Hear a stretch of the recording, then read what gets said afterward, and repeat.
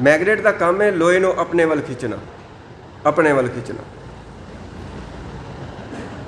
मैं बचपन तो यह गल अनुभव की हैगी है कि भी जिहड़ा गुरमुख प्यारा नाम जपदा है, बंदगी वाला बंदा है, और ऐसा मेरा ही अपना अनुभव नहीं हैगा, वरन यह गुरमुखां दे साधां दे संतां दे अपने अनुभव भी हैगे। जिहड़ा जिहड़ा मनुख बंदगी की शिखरता नूं टच करना शुरू कर दिंदा है, बंदगी उत्ते उठना शुरू कर दिंदा है, तो जिस तरह न्यूटन का एक नियम हैगा बई तुसीं थल्लों कोई भी चीज़ उत्ते सुट्टो, धरती की खिंचदा मारिया फिर वापस थल्ले आ जाता है। ठीक इसी तरीके नाम अभ्यासियां की जिहड़ी सुरत है वह उत्ते उठनी शुरू होती है। यह माया की कशिश फिर थल्ले खिंचण की कोशिश करती है।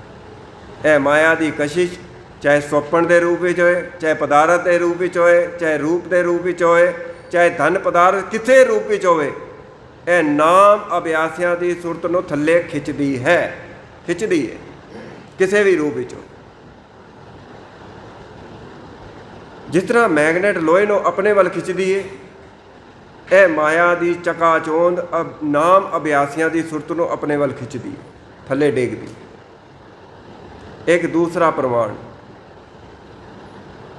कहते ने ठीक है, मन लिया बई माया खिंचदी है सब नूं, कि फिर परमात्मा ऐसा समर्थ नहीं है कि धन गुरु ग्रंथ साहब महाराज जी के चरणों में असी आके मत्था टेकते हैं, फिर असी माया नूं सरेंडर है कि इत्थे आके मत्था टेकिया साडा कोई प्रवान नहीं, असी की करिए, असी माया दे बस पै गए हैं। कहते नहीं पुरखा, जदों दो मैगनेट, ध्यान देना, एक छोटा मैगनेट होवे, एक पासे वड्डा मैगनेट होवे, ते लोहा किधे वल खिंचिया जाएगा, किधे वल? ओबवियसली जिधर वड्डा मैगनेट होएगा उधर ही खिंचिया जाएगा। परिपूर्ण परमात्मा बहुत वड्डा मैगनेट है, बहुत वड्डा मैगनेट है। संसार जिन्ना मर्जी अपने वल खिंचदा होवे, जदों मनुख पूरे तरीके आके सरेंडर कर दवे तो फिर प्रभु अपने चरणों नाल जोड़ ही लैंदा है, जोड़ ही लैंदा है। चलो मैं आप जी अगे एक होर इशारा रखा, गल माया की चल रही थी। माया विच क्यों डुबिया बंदा, क्यों खचित होंदा है? जदों एक मैगनेट, एक लोहे के टुकड़े नूं तुसीं किचड़ दे विच सुੱਟਦੇ हो, किचड़ विच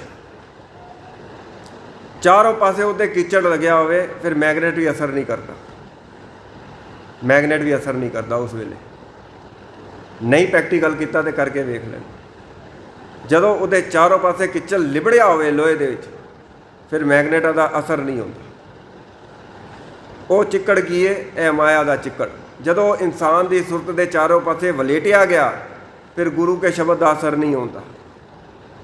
मुखों गाउंदा है, उचारता है, गुनगुनांदा है, मगर शब्द अंदर प्रवेश नहीं करता। क्यों? कारण की है?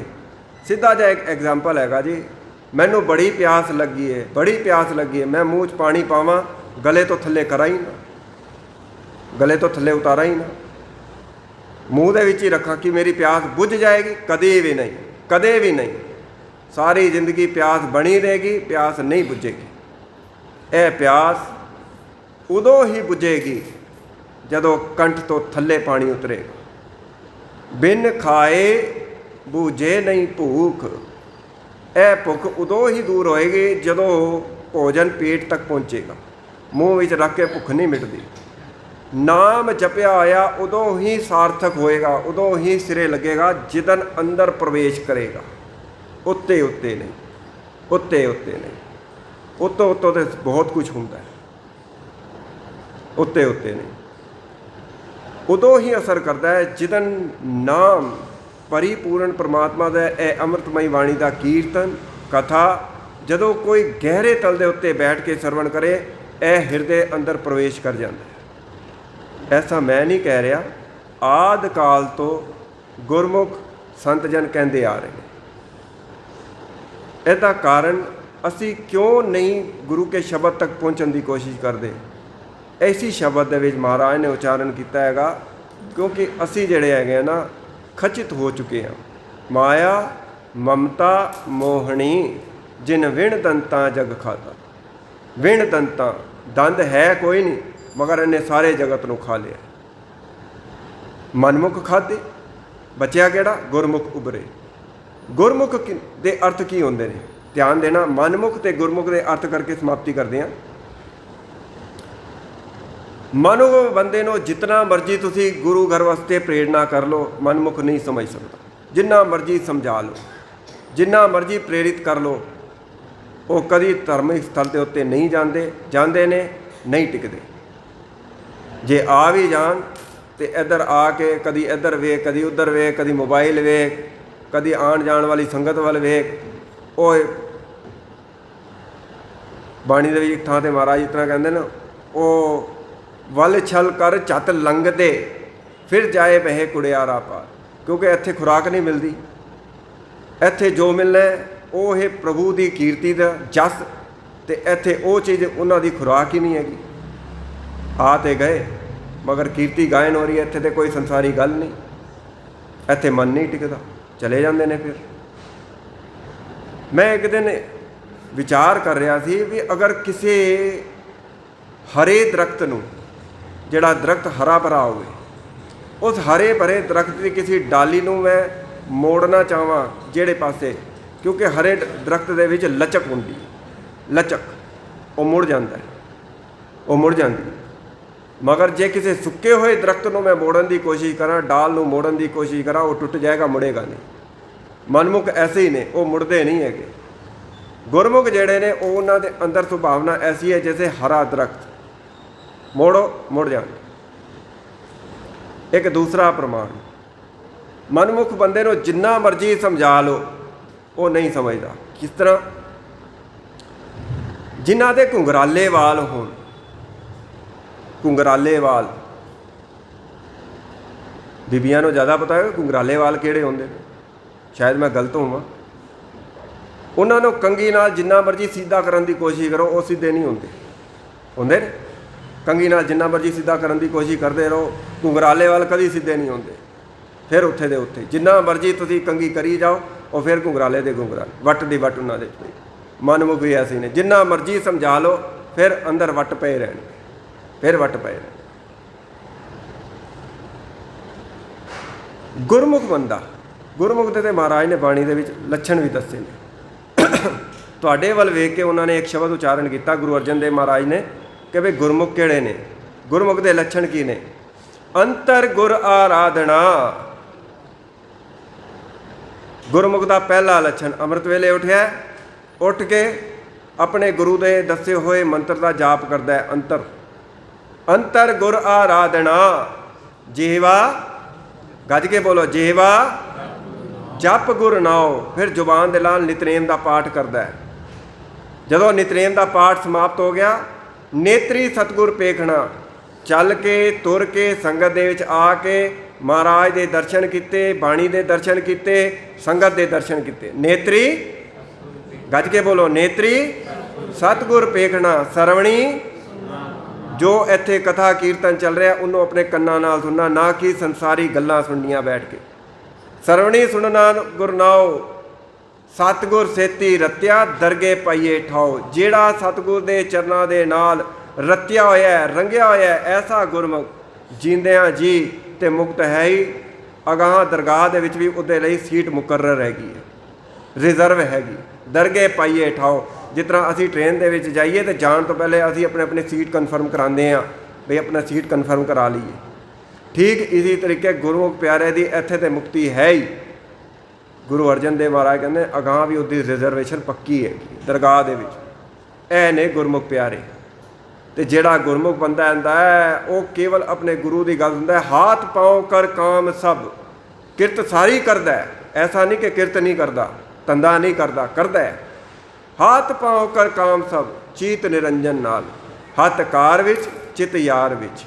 ਹੱਥ ਨਾਲ ਕਾਰ ਕਰਦਾ ਹੈ, ਕੰਮ ਕਰਦਾ ਹੈ, ਕਿਰਤ ਕਰਦਾ ਹੈ, ਮਗਰ ਆਪਣੇ ਚਿੱਤ ਨੂੰ ਹਰ ਵਕਤ ਪਰਿਪੂਰਨ ਪਰਮਾਤਮਾ ਦੇ ਚਰਨਾਂ ਨਾਲ ਜੋੜੀ ਰੱਖਦਾ ਹੈ। ਇੱਕ ਹੋਰ ਛੋਟਾ ਜਿਹਾ ਨਿੱਕਾ ਜਿਹਾ ਉਦਾਹਰਣ ਦਿਆਂ ਸਮਾਪਤੀ। ਤਿਰਲੋਚਨ ਜੀ, ਭਗਤ ਤਿਰਲੋਚਨ ਅਤੇ ਨਾਮਦੇਵ ਜੀ ਆਪਸ ਦੇ ਵਿੱਚ ਗਹਿਰੇ ਮਿੱਤਰ। ਅਤੇ ਤਿਰਲੋਚਨ ਜੀ ਨੂੰ ਬੰਦਗੀ ਕਰਨ ਦਾ ਵੱਲ ਸ਼੍ਰੀ ਨਾਮਦੇਵ ਜੀ ਨੂੰ ਵੇਖ ਕੇ ਆਇਆ।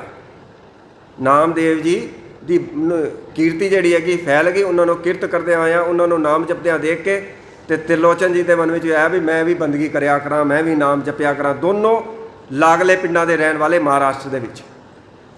ਤੇ ਇੱਕ ਦਿਨ ਭਲਕੇ ਉੱਠ ਕੇ ਆਏ ਤੇ ਦੇਖਿਆ ਵੀ ਨਾਮਦੇਵ ਜੀ ਕਿਰਤ ਕਰਦੇ ਪਏ।